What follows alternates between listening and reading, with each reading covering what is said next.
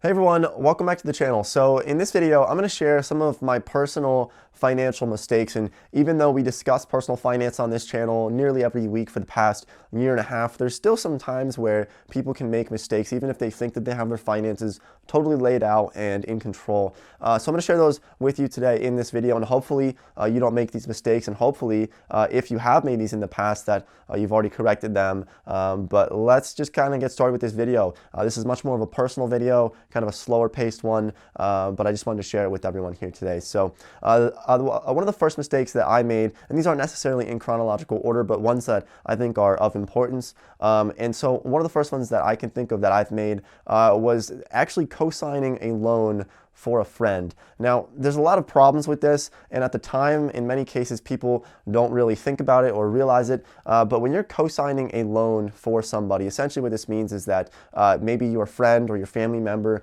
doesn't have very good credit and they want to get a loan. Maybe it's a student loan, maybe it's a home mortgage, a car loan, a personal loan, but if you co-sign for it, it essentially means that if they at some point default or they can't make those payments anymore, then you, the co-signer, are liable for it. So even if you didn't buy that house, but you co-signed for that house to help somebody get a loan, well, now suddenly you owe the money for the house, and it can drastically hurt your credit score if that person's not paying off those loans on time. So for me, it didn't hurt my credit score because my friend that I co-signed a loan for made all of the payments, but it still does create just a little bit more stress on top of your everyday life and other stresses throughout your life. But I would really try to suggest avoiding co-signing loans for friends and family. Now, obviously, if it's your kids and you want to help them get student loans, then that's understandable. But it kind of creates this sort of problem.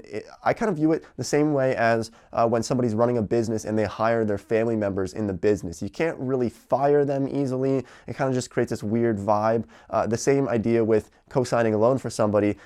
If it's your best friend that you co-signed a loan for and they suddenly stop making payments, you want to tell them like, hey, you need to make these payments, but you don't want to break up your friendship. And so it just creates sort of this conflict of interest that I would try my best to avoid in the future. And I probably won't be co-signing any loans in the future for myself. That's one that I think is just really important. Now, let's talk about the next one, which is something that I didn't have at first. And it's really just not having a very solid, well laid out debt plan for yourself. So I know most of us here watching these videos probably have some level of student loans, or maybe you have some auto loans or some credit card bills, whatever it may be. You want to make sure that you have a solid plan laid out for paying off those loans. I know when I stopped college, I didn't really have a plan for how I was going to pay my loans, but eventually I said, you know what, I really don't like debt, and even though my loans might be, say, 5% interest, that I would still like to just pay them off in full, even though I could technically, if you think about opportunity cost, you could say, well, what if you invested money into the stock market and got 10% and then use that money to pay off your loans? I would personally try to avoid that. That's just my opinion. I'm not a financial advisor. That's just what I like to do because I don't like debt. And there's nothing better of a feeling than climbing above that $0 mark where you don't owe anybody any money. It's just such a great feeling that I love to have. So have a solid, well laid out debt plan. If you look at your student loans right now and you say, well, if I pay this amount per month, then I should have my loans paid off in 8 years.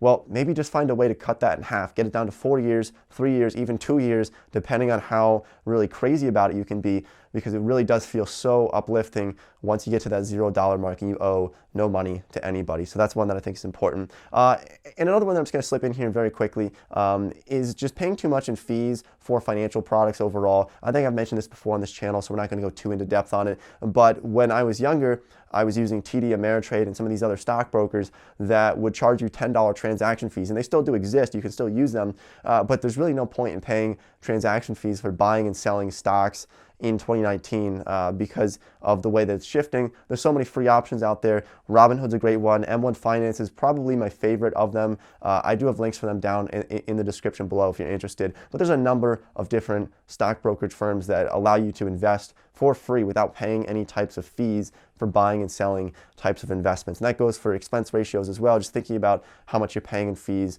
if you're paying for financial advisors, and trying to get those fees as low as possible without kind of sacrificing the ability to grow your portfolio. Now, one other thing that I wanted to discuss that I think was actually a mistake for myself was actually being too frugal on myself, especially say my freshman year in college, even my sophomore year in college, when I really didn't have very much money. And so I was too frugal to the point where if my friends were going to, say, a hockey game and it cost $30, I'd say, you know what, I really can't afford to spend $30, so I just wouldn't go. And I just wouldn't go out with my friends and have as much fun because I was trying to be financially responsible. And I think there's a really nice balance there. I think the key to really succeeding financially and in life as well is to take care of your finances, to budget, to make sure that you're able to put money aside for, say, a hockey game, but then you're still able to be in a good financial position. So just kind of make sure that you're able to balance it out where you're having fun, you're spending money, but you are still able to control your finances properly. Now, the next one is interesting because a problem that I had is that I found that I was actually hanging out with people that were spending too much money, and I was kind of hanging out with the wrong crowd. So I'll just give you an example here. When I really got into college, a lot of my friends that I just ended up in this friend group where a lot of them had trust funds lined up. And so because of that, if they're walking around campus with an American Express Platinum card just kind of swiping, and it doesn't really register in their head that they're spending money because it's their parents' money. So if you're hanging out with people like that, they really don't appreciate money as much from what I found. I don't like to generalize, but if you're hanging out with 6 people and they're all spending $200 on a weekend, chances are you're probably going to be spending $200 or close to it as well because they're going on these extravagant vacations or doing these things that you want to be a part of because you're a part of that friend group. So that's just something that I found, to kind of find the right friends for yourself. Find friends who are financially responsible, and I like to position myself around people who really are attempting to succeed in life, not just sitting around and doing nothing on the weekends and having absolutely no ambition. And you don't have to have crazy ambition to become president or something, but it is great to hang out with people who are uplifting, who aren't just putting you down all the time. And then we're kind of getting away from finances here, but it really does all tie back to it, to being financially successful and financially stable by hanging out with the right crowd. Because I've said this in a previous video, and I think a lot of people understood it pretty well, that if you're hanging out with 5 losers, chances are you might be loser number 6, and it holds so much truth to it. So just kind of really think about that later on today. So one other thing that I did that I think was a mistake was actually signing leases with the wrong people. So you want to really be careful with this, because if you're signing a lease with some friends, say, and if you're younger, maybe you live with roommates. If you're in your 30s or 40s, maybe you just live by yourself or with your family, so maybe this doesn't pertain to you as much. But I know for myself, if I'm signing leases, I want to make sure that I'm signing them with people that I really can get along with very well, because if the chemistry is wrong in your apartment, and I know for myself, I've had 6 people in a 3-bedroom apartment, and really all it takes is for just some people to not see eye to eye, and then it creates this whole problem, and you're locked in on, say, a 12-month lease. So it can be quite a long time. So make sure that you're just signing leases or entering any type of commitments with the right people, and really kind of filter them out. And that goes for businesses as well. If you're going to start a business, I wouldn't recommend just kind of finding a random business partner, but make sure that you really know that person well before going on any ventures with somebody and kind of getting into a legal binding contract with someone. So one other thing that I wanted to mention here is that my goals, I kind of think that they were too low in a sense, and maybe you might find some value in this, but I know that I read, I think it was Grant Cardone's book. It's called the 10X Rule. And one of the points in there, well, the primary point was that you should really 10X your goals. And I found this to be so true because, for example, my goals for 2019, I set 5 primary goals that I wanted to hit. Some of them were monetary, some of them were totally unrelated to finances, but I've hit 2 of them so far. I'm hopefully going to hit a 3rd one, but there's no way I'm going to hit all 5 of my goals. And I think if you're hitting all of your goals might be too low. Now, I'll give you an example here. Say that in the next 5 years, you want to save $50,000. You want to have $50,000 invested or in your bank account, but what if you sort of increase that goal to say you want to have $500,000 in the next 5 years? Now that might sound like a lot of money. You might say, well, I only get paid $40,000 per year. How's that possible?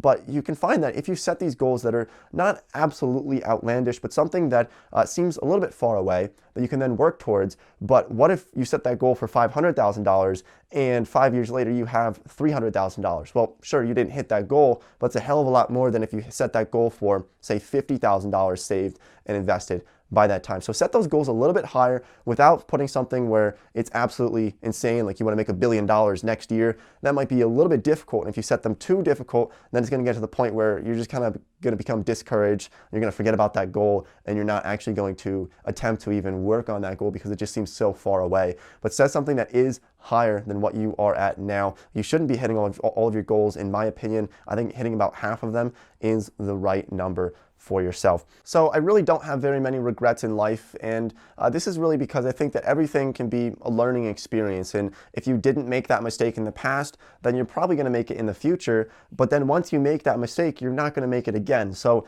something else that I really found was sort of a mistake in a way, or just if I could kind of go back and change it a little bit, it would be to spend a lot less money on my college education. And if you look in America, the average student loan debt in America is absolutely ridiculous. We have over $1.5 trillion student loan in America. And so there's a lot of ways to cut back on that. If you're a teenager or you're thinking about going to school, then there's so many ways you can do that. You can finish college in 3 years instead of 4, save a lot of money. You can load up on credits, or you can test out of classes. I did do that a little bit, but I should have done it more, where you can take something called the CLEP. It's CLEP, and you essentially just test out of classes for $100 for the exam instead of paying $1,500 for the actual college class for a lot of these gen eds that you can be taking. Also, just consider going to community college for the first year or two rather than just spending 4 years at a big school somewhere like what I did at Penn State, where I ended up spending a lot of money for some classes that really, to be honest, they weren't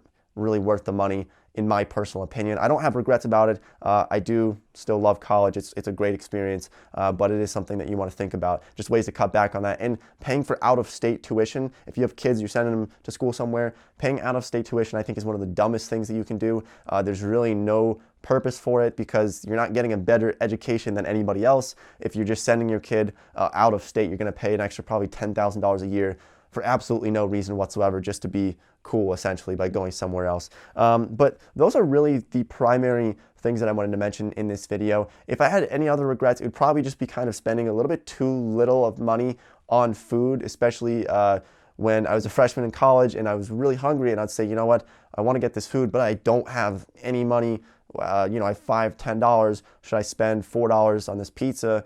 And I would just say no, and I ended up kind of starving. Bad idea. And make sure that you're getting good food, although pizza is not very healthy. But either way, make sure you're getting enough food and don't cheap out on that. So like I said, this video is a little bit more personal, but if you found any value in it, make sure you drop a like on the video, subscribe if you haven't done so already. I appreciate all the support. We're coming up on 250,000 subscribers. I'm really excited for that. Can't thank everyone enough. So thank you, and I'll see everybody in the next video.